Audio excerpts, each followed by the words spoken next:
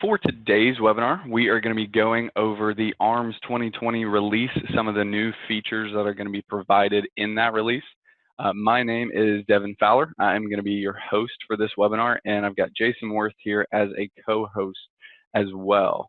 He's going to be kind of chiming in and jumping in to give more information about certain things where he wants to jump in. And so if you haven't seen the first part of this webinar, this is a part 2. The first part of the webinar can be found at arms.com/webinars.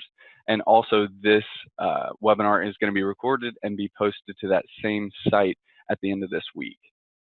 All right, but we'll go ahead and jump in. You can see right here, I've got the ARMS mobile website up right now.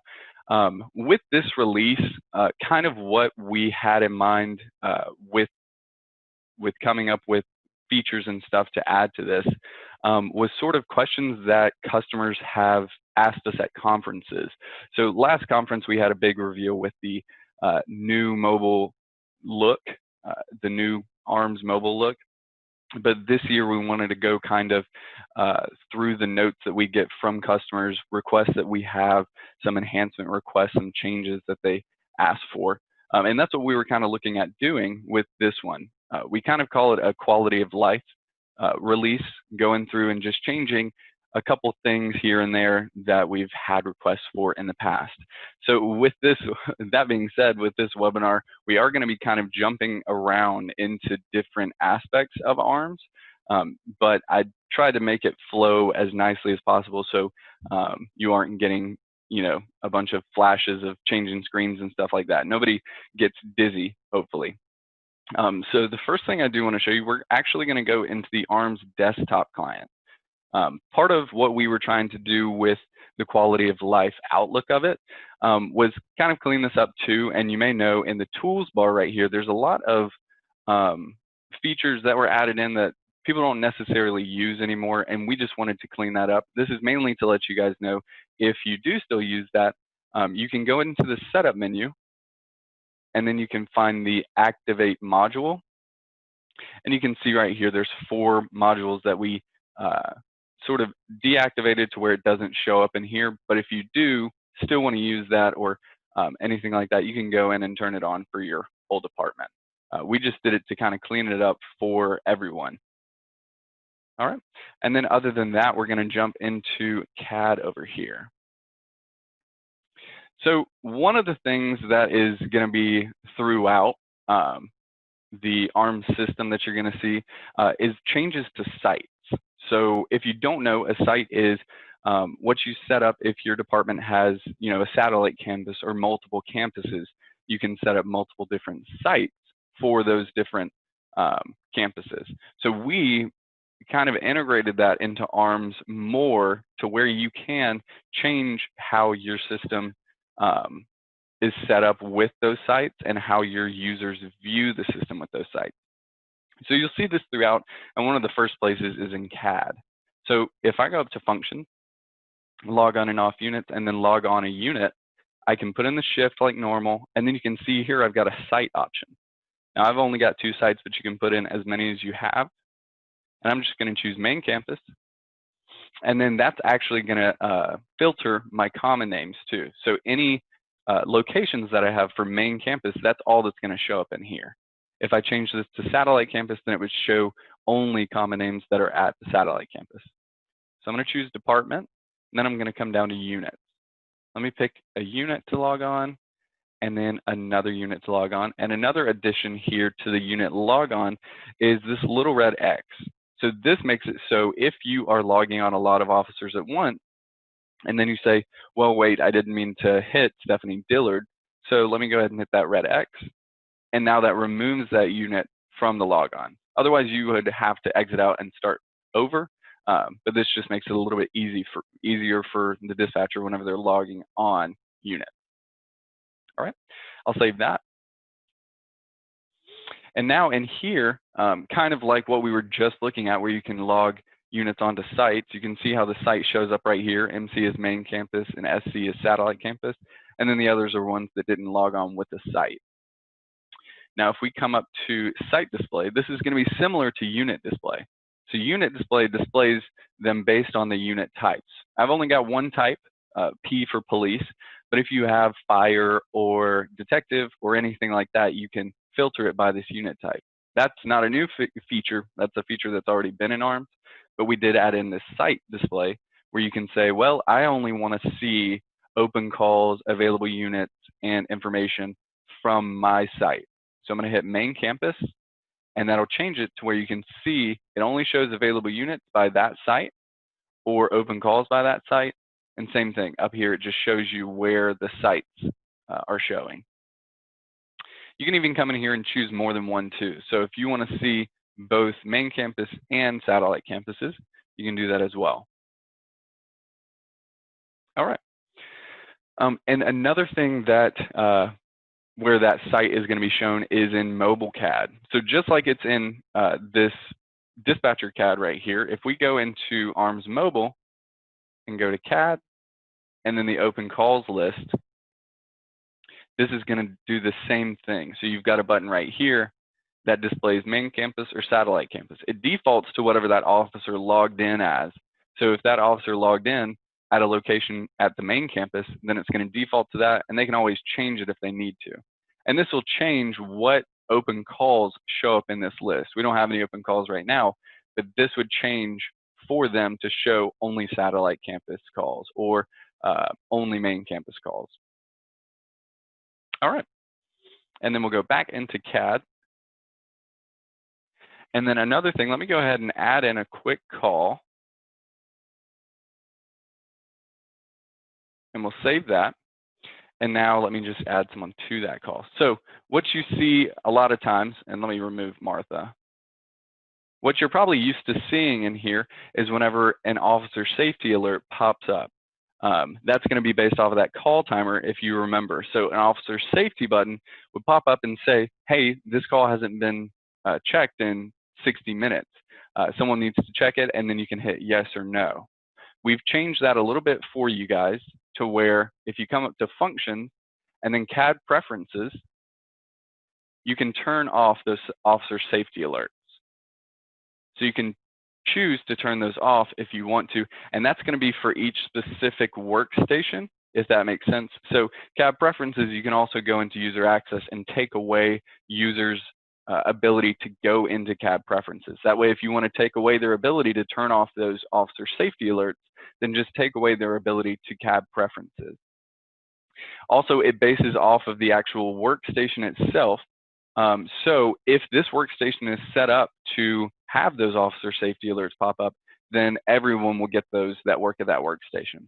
Or, and we did this because if you have a television, or a lot of departments will have a television that they put up, or a large monitor that they put this CAD screen onto, and you won't want those officer safety buttons or alerts popping up if you're wanting to just view the actual display. So let's talk a little bit about kind of what the process of enabling and disabling that would look like. So since you can make this designation on a workstation level, if you have a dispatcher workstation that you want to require that they see those officer safety alerts so that they're always kept up to date, then the way you would mandate that, basically making it a mandatory thing that they will see, is you would log in onto that workstation as an account that has full privileges. You would come up to functions, go to CAD preferences, and mark the checkbox there for turn off officer safety alerts. Now, the point being that you have full access, and the dispatchers, the general users on this workstation, would not have access to this screen in particular right here. This screen is, as you can tell, kind of helps you decide how the dispatch screen works. So what you can do is you can remove the user's ability to modify these preferences, and then what that's going to drive home is that whatever you set as an administrator on that workstation, anybody that logs in on that workstation will be required to use those officer safety alerts. Then if you have on, let's say, your machine where you're just monitoring CAD and you're not wanting to get the officer safety alerts, you can log in on your machine as your admin account, uncheck that box, or whatever, leave it alone, whatever you need to at the time. And then that way your machine and anybody else that logs into your machine would not receive those alerts. Now, if you want to, obviously you do have the option to give everybody access to these preferences. And then that would mean that each individual user at the time that they're logged into that machine can decide whether or not they want to receive these officer safety alerts. And they would perform the same function that we're doing right here to do that. So by restricting access to this CAD preferences screen, you can officially set who and where users are able to disable or re-enable these officer safety alerts. All right. And so another one last thing I want to show you in CAD, and this kind of goes into mobile as well, because it's going to be found in both of them. If you go into vehicles, and this is just a small one, but we did have a lot of requests for it.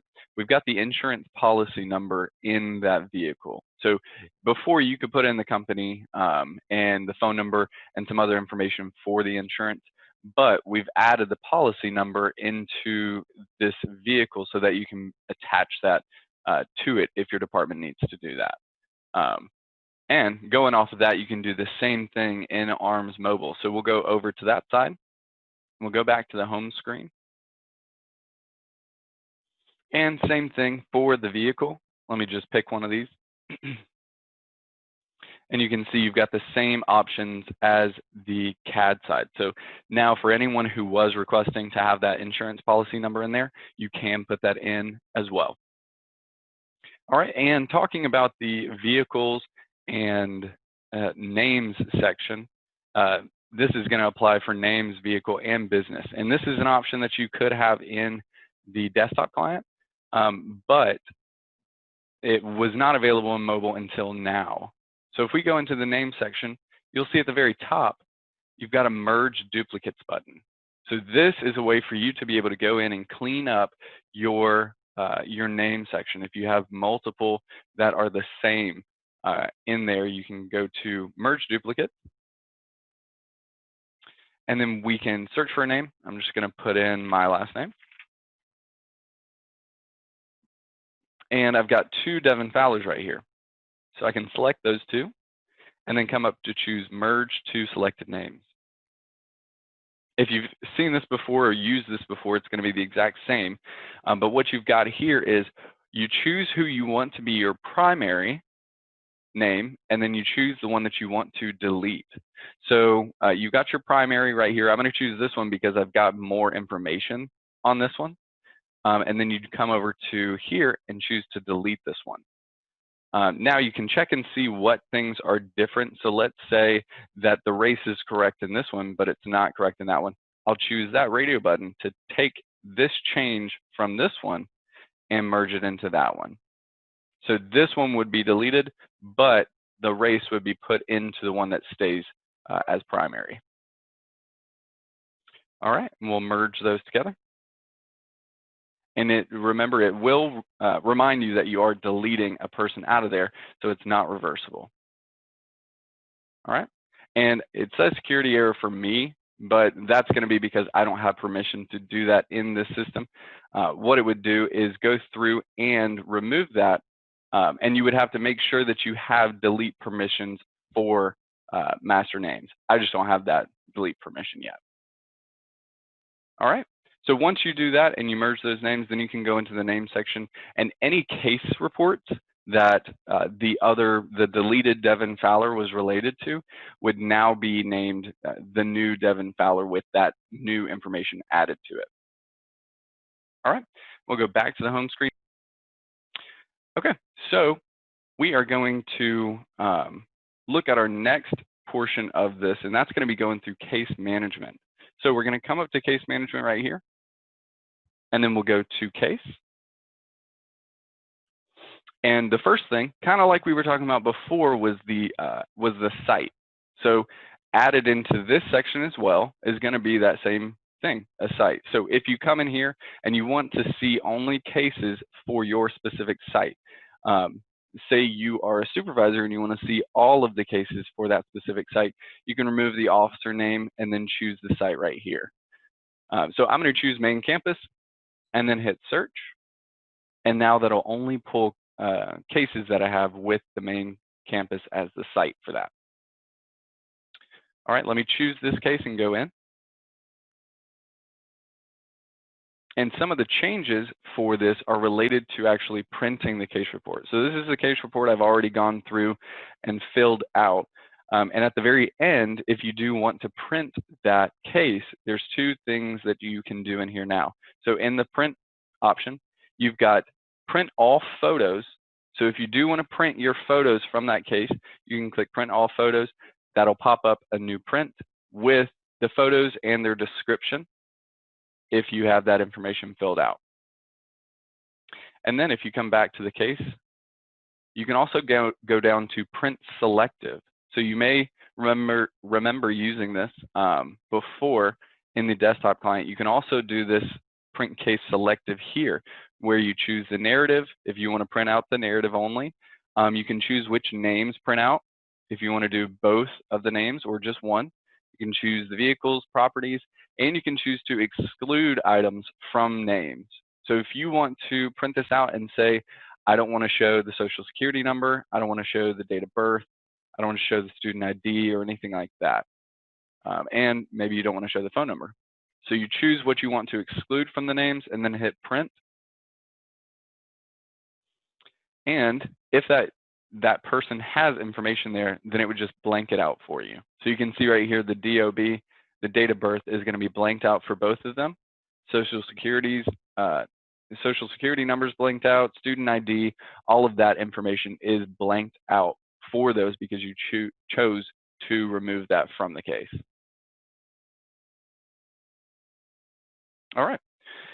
And so going down, another little change that we made in the narrative, you've got right here, this font size has increased to 14. I think it's 14-point font. It was 11 beforehand. This is basically for people who are using tablets or smartphones or smaller laptops or anything like that, who have had trouble actually being able to see the narrative or see what they're typing. We've increased the font size to make it a lot easier to see. And this is the same for a case narrative or a supplement or a follow-up narrative. All right. And then at the very end of the case, what you would do is go to approval records and then final approve it. So obviously this one hasn't gone through any kind of approval actions. I have permission to final approve, so I'm going to go ahead and final approve and hit send. And now added into the case, before, whenever something was final approved, that approval records was gone. It was just seen as final approved and there was no need to look at that approval information. But if you do need to look at that approval information after final approval, you now have this button up here to be able to go back and see when it was final approved. And then this would also show you if it was kicked back, if it was submitted, if it was approved, and how many approval records it actually has in here, and any notes on it. So if it was kicked back, you can find out why. If it was submitted and the officer added a note to it, you can see that here as well. And you can also click delete last, which would remove that final approval. So if you do want to remove that last action, that's what that means, delete last action. So if this was approved and then kicked back and then submitted again and then approved and then submitted for final approval, and then you approve it, then delete last action would put it back to whenever it was just submitted for final approval. All right, and kind of going off of that, I can't jump over and show you this, but I'll go ahead and tell you, if you are using the mapping portal, we've also added a feature in there to be able to show unapproved cases. So generally, and how it's normally set up for the Clery mapping portal, is the case has to be final approved for it to be it to show up on that map. But now if you go into the settings of that map, you can see that there is a checkbox there to show cases regardless of the approval status. So if you do choose to do that, you can choose that checkbox. Yep. Yeah, I would kind of tag on that too. If you're wanting our suggestion, I would still suggest that you only show approved cases on your public mapping portal for a couple different reasons. Mainly, approved just means somebody has looked at it.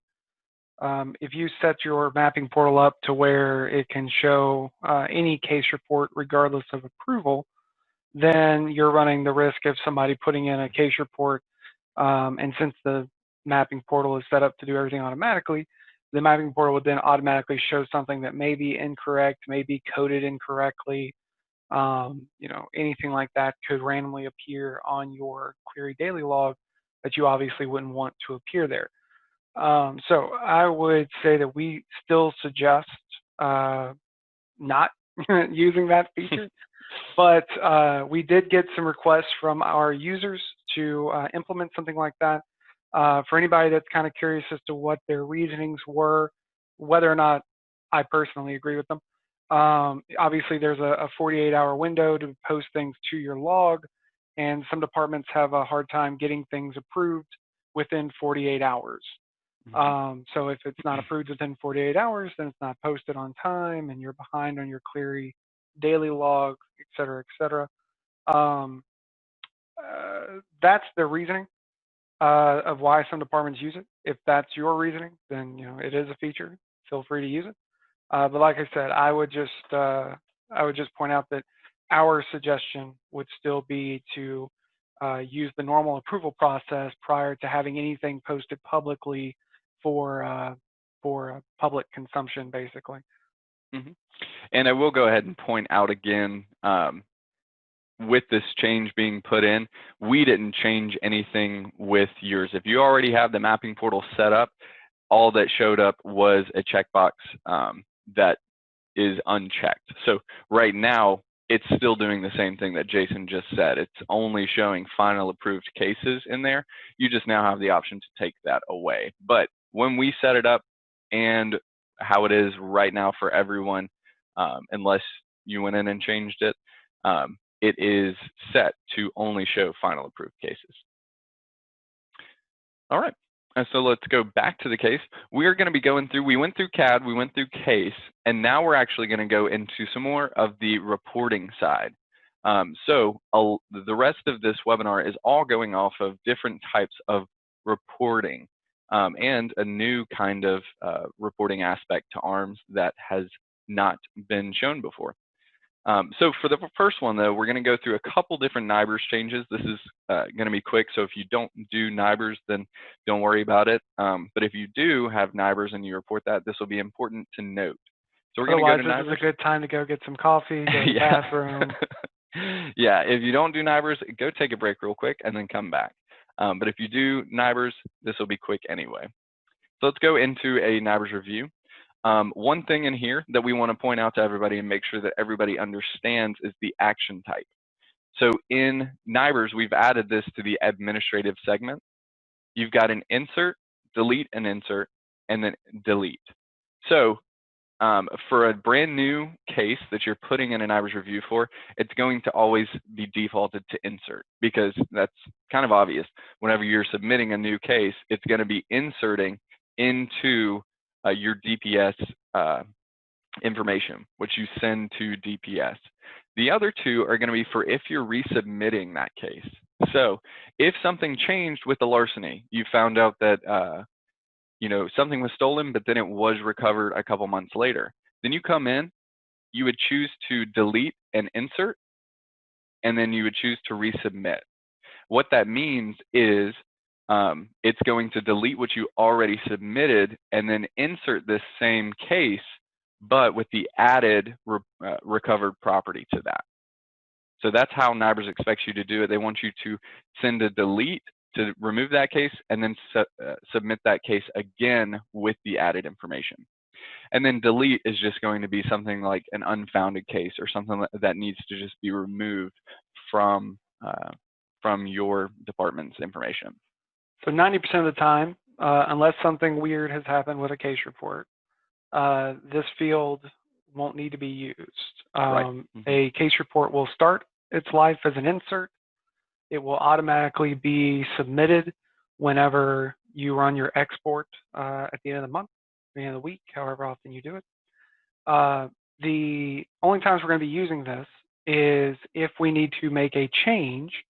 And if we do need to make a change, we need to reinsert, which is basically what delete and insert means, and then resubmit. So those should be used in tandem with each other. Yep, that is exactly right. And going off of this, whenever you get to the extract, and this is what you'll find out, and some people have already found this out going through and running the extract at the end of the month. For that month's data, whenever you run the extract, it'll actually pop up a window at the end that says all of your case numbers and what its action type is. So where it's going to show them all as insert if you've never submitted that month before. But if you do have to change that, it does have an option to change those if you need to. All right. And so going down the segment list right here, you've also got right here for the property. This was a request that was, or this is something that was requested in here for a specific type of NIBRS code.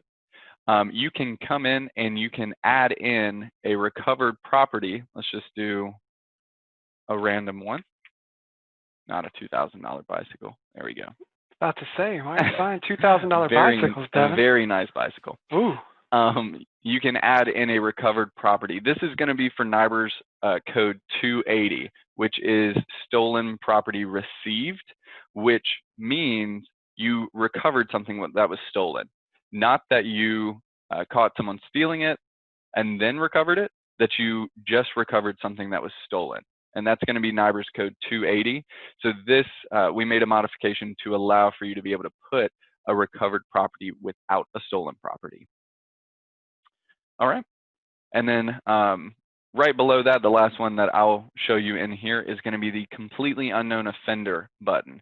So before you were able to come in and just click add and then unknown, put unknown for everything, that's not the case anymore. They've actually changed this for FBI NIBRS and for most NIBRS to where you have to add a completely unknown offender. What that means is all you really have to do is come up here, click that button, and then you're good.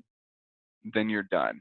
So you would come in here and you can see that it's just blanks. So they don't want that unknown, unknown, unknown. They want blank, blank, blank, if that makes sense. And that is a completely unknown offender. The other thing for an offender would be a partially known offender, and that's going to be when you actually do have some information in here. Like you know that it is a male, or you know that they're 19, or something like that. You can put that information in if you know one thing, at least one thing about that offender. Otherwise, you would put in a completely unknown offender. And going off of that, for victim-offender relationship, you do have to add this, not for this specific case because it's a crime against society, so there's no relationship. But whenever you come in here, you can click add, and then you would just hit save. It would make the completely unknown offender relationship a blank, and they just require that for these completely unknown offenders. Other than that, for NIBRS, something else that has changed, we modified the zero report. So if you are submitting something that is a zero report, meaning you had no cases for that month, we've modified that. Some people have run into where they've made a change to where our zero report doesn't work with what they're working with. We've modified that now so you can submit a zero report without any kind of error.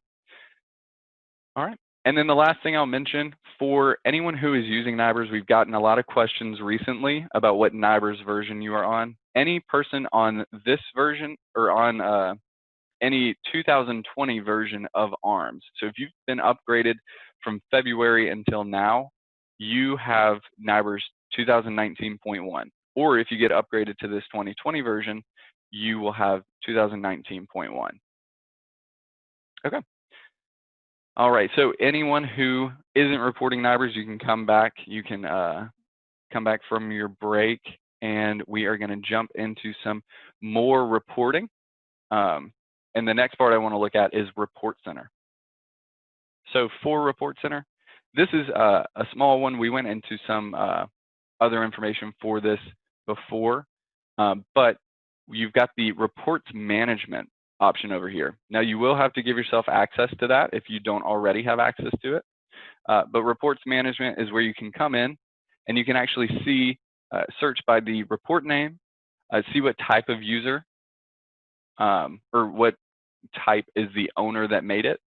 And you can even choose by which user added in that report. Then you can come down and look at the reports, and this is where you can come in and delete them.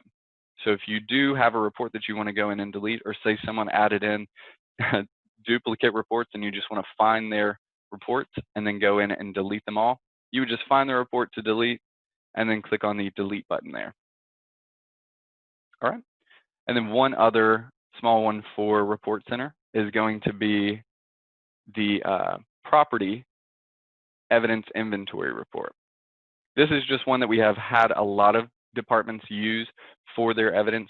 We've made some modifications here with the sorting and the options that you have for this kind of inventory report. So if you are using this report, whenever you get upgraded, check it out and make sure that everything looks good to you, and see what different kind of ways that you can sort this and modify this report we have so that you can use it to your ability. All right. And so we'll go into the next reporting section, and this is the last one before the really kind of exciting one, is going to be Notification Manager. All right, and so this is a request that we've gotten from a lot of people as well. And right here, you can see it kind of large right in front of the screen is the rules section. So this makes it a little bit easier for you to set up different users with the same types of rules. So let's go in here. And this is where you can set up a rule that you can apply to multiple different users.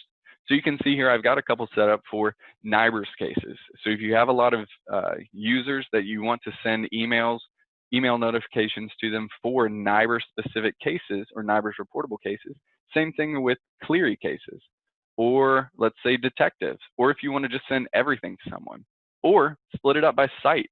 If you want to send it only to if you want to send someone only cases that have happened at the satellite campus or at the main campus, you can do that too.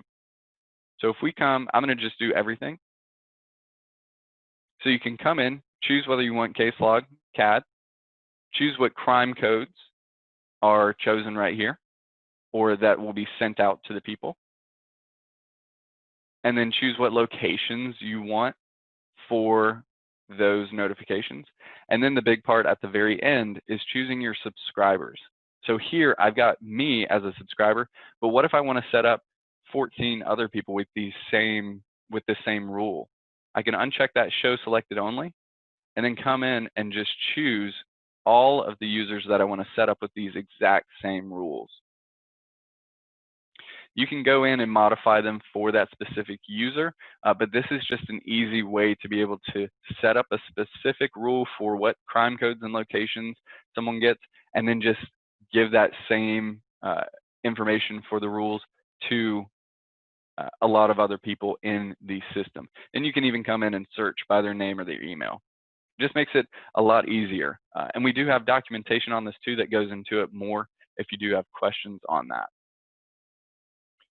All right, and now for the what I think is the coolest part of the reporting that's been added, and this is going to be the last thing that we show you for this webinar, is going to be, and this is the first rendition of it, just to let you guys know, and we want to hear from you guys how to make it work for your department or improve it, but it's going to be the ARMS dashboard. So if we come over here, you've got a dashboard button right there, and we'll click on that. And this is a way for you to set up a dashboard for whenever you come into work in the morning and you want to see the information quickly about what your department has or your statistics for your department.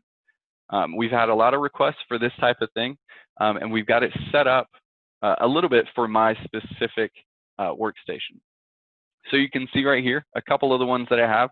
I've got 10 common crimes by classification, and it shows me a bar chart of those crimes and the classification, or of those classifications and the amount of cases that I have for them. You can come up here and you can change the date range that you're searching. I've got it defaulted to year. You can do year to date. You can do the last 30 days. You can do the last 7 days. And then you can come over here. You've got arrest charges by count.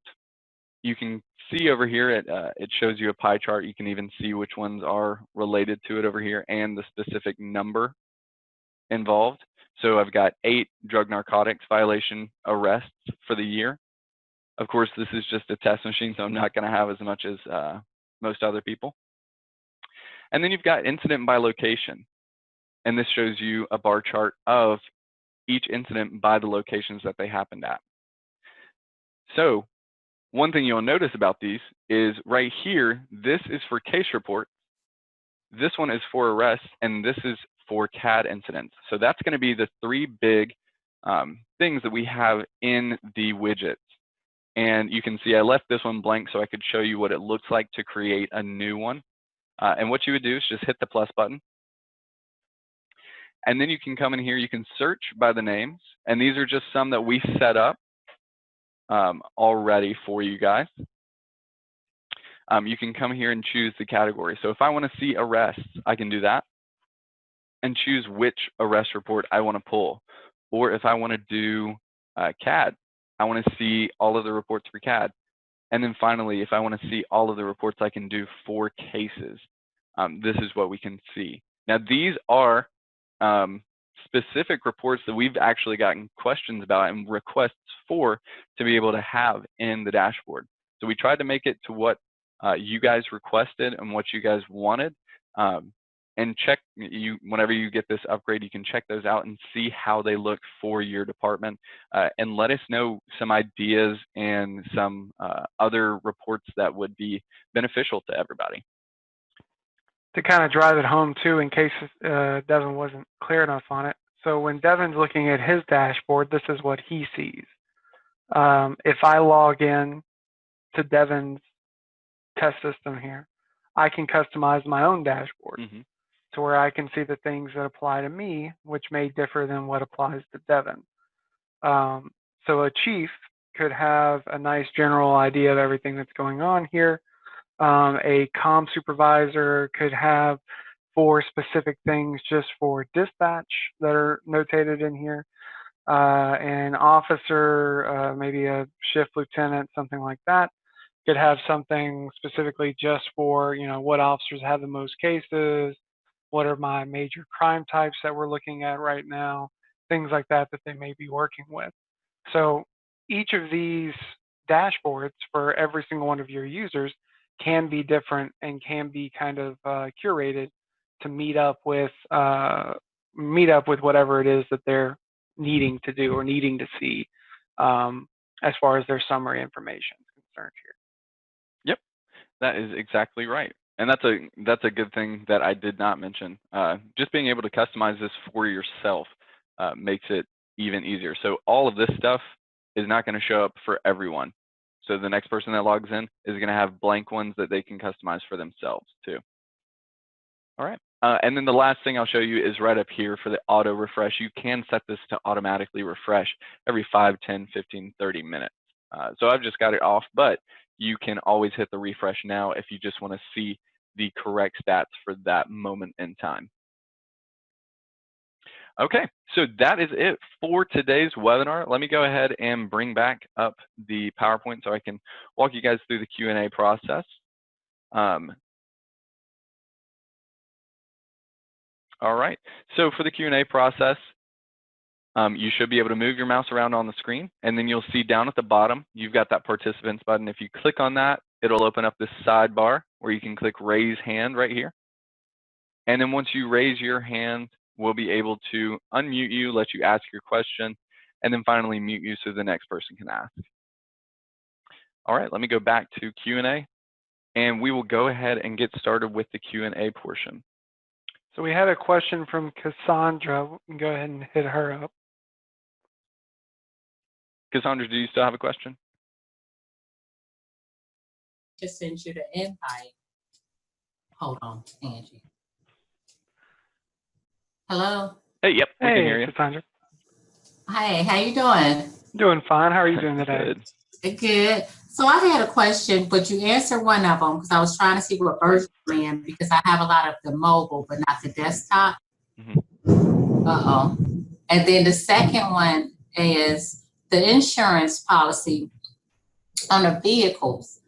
You used to have a special features tab, and I see that's no longer there. So we use that to make sure that the vehicle information printed out with the person's name. So has that been fixed, that when you put the policy information in one of those fields, does it print out with the person's name? Am I making myself clear on that? So is this in CAD, or is it in like adding a case or adding a vehicle to the case? It's in both. So say if we have a vehicle accident, or we have multiple vehicles in that particular incident. No, not in CAD, in case management, I'm sorry. Okay. And so what happens is when we do the report and we add the vehicle to the person's name, so we in the report, we're under master name file. Okay, so you're in an actual case report. Yes. Okay. And then we add the vehicle to that person's name. So when we go to print this insurance information out, we used to make sure we had it in special features because that's the only way it printed out with the person's name. So I'm asking which one of these boxes will make sure that it prints out on the report. That's probably something we'll have to jump offline and check out. I'm not sure about the special features one, and that may be somewhere that I'm just not sure of, but we can check that out, and then I'll go ahead and set up a case for you, Cassandra, so that we can check that out with you. Okay, but am I making myself clear? Yeah, we may have to get connected up to your machine and kind of walk through it with you. I just want to make sure, because when a person comes to print out, pick up a report, and it's multiple people, it'll print out the vehicles, but it won't be associated with that person's name if we didn't have that particular part filled out before. So I was just making sure. Okay. Yeah, I'll check and see. On there. Yeah. Okay, that's all I had. Okay. Thanks. All right, thanks, Cassandra. And I think Robert Heisey had his hand raised. So let me go ahead and unmute you, Robert. All right, Robert, you there? Yeah, I'm here. Can you hear me? Yep, I can hear you.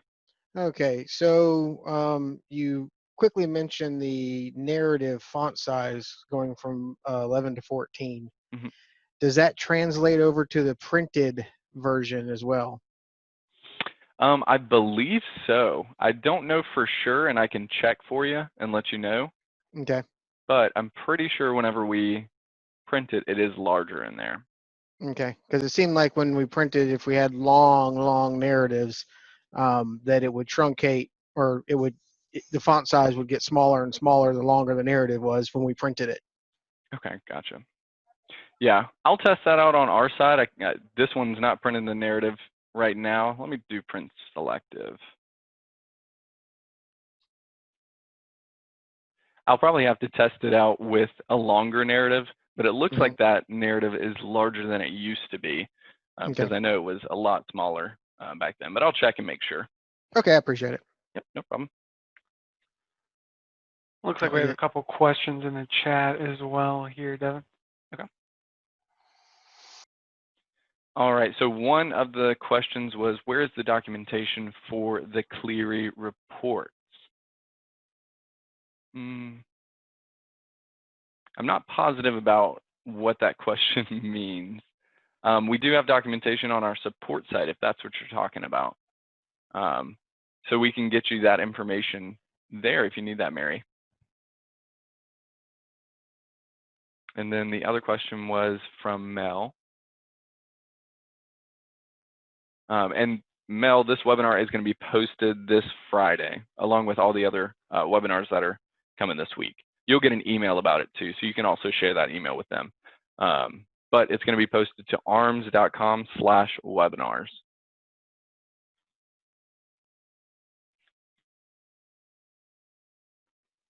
Oh yeah, we have documentation for pretty much everything, Mary. I think the one I mentioned was for the notification manager.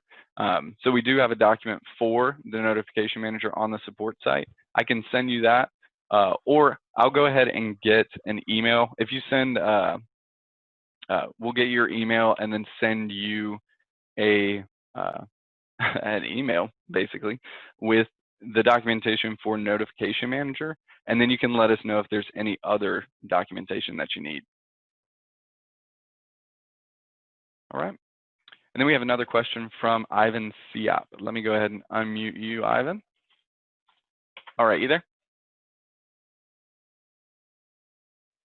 Ivan, can you hear us?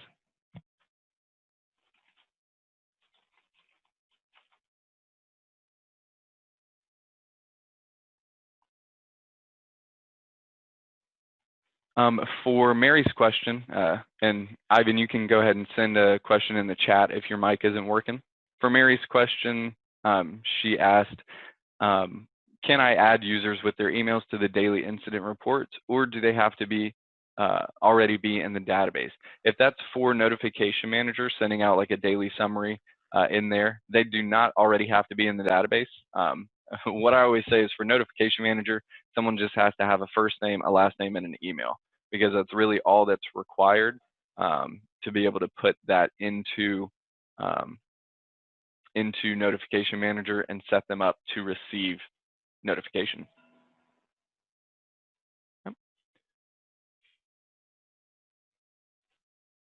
All right, and then Ivan's got his question in the chat. Is there security associated with site selection? Jason, do you have an idea of what that would mean? Basically, if I'm reading that right, Ivan, you're looking to know if there's any sort of restrictions on what sites people can pick from. No, there isn't. So the site display itself can be used to filter the screen, the CAD screen, if we're just talking about that one, for example. Any user with access to CAD can use the site display filter to filter the units and the calls based on the site that they're working with. All right. Yeah, so that's kind of, we want the supervisor to lock the site. So basically where only certain users can interact with certain sites. We'll certainly take that into consideration and kind of put that in as an enhancement request. But as far as the functionality of what we're showing here, it's not set up that way. All right, and looks like we got another question from Mike McAllister. Let me go ahead and unmute you, Mike. All right, Mike, you there? I'm here. Can you hear me? Yep, we can hear you. Awesome. On the new neighbors action, Mm-hmm. is there a permission settable attribute for that field? Are you talking about for the action type? Yes, what you showed us a bit ago, because you know, being the one that actually submits the neighbors, I don't want the typical patrol officer to, change it to insert and delete or delete, mm-hmm. inadvertently not knowing what they're doing. Well, two things on that. If they are going in, are they actually going into the neighbors reviews and filling them out? No, they're not. Yeah, there's no option on the actual case report. So that is only going to be seen by anyone who jumps into the actual neighbors review to do it. Okay. And then also at the very end, right before you do the data extract, it's going to show you a list of all of them. And if you know that none of those have been submitted before, you can just make sure that they all say insert. And if one of them is wrong, then you can change that right before the data extract too. Okay. And also a second question. Yep. On the dashboard, is there a way to print out the individual widgets? It's not printable. It's just here to be sort of an active data screen. If you do want anything that is printable, all of these reports that we have here are creatable in Report Center. Mm-hmm. Right. And you could print those from there. But the screens themselves here are just kind of meant to be a window, not really a printable screen.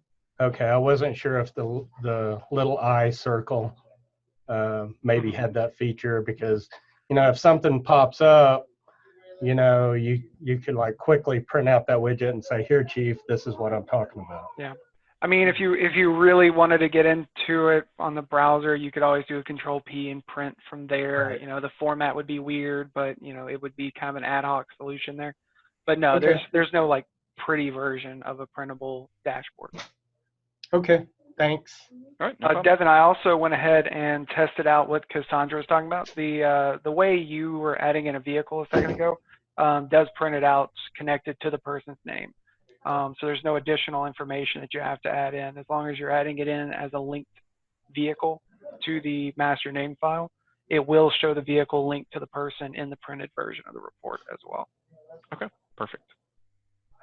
And Cassandra, if you have other questions about that, we'll be happy to walk you through that too. All right. Any other questions? And again, if you don't have a mic and need to type it into the chat, go ahead and just send the word question real quick, just so that we know that you are typing. Don't want to hang up on you.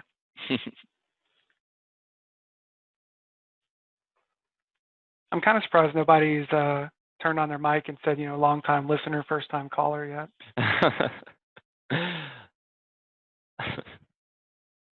All right. Can you control who sees the dashboard? I don't believe so. I think everybody has access to that dashboard. I can check to make sure. I don't know for sure. Yeah, I don't believe there's any lockdown of who sees the dashboard. None of the data on the dashboard is, personal information or anything like that.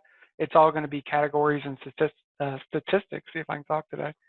And then, like I said, each person can customize what they see on the dashboard. But no, there's no way to disable the dashboard or control what the users are seeing. The first time they log in, remove one of your dashboards there for me, Devin. First time you log in, you'll see 4 squares that look just like that. The users can click the plus sign to assign the boxes to the different reports that they're looking for. And they have the same options. Every user will have the same options of reports there. All right, good question. Anybody else have any questions? All right, I think that is a good place to go ahead and wrap it up.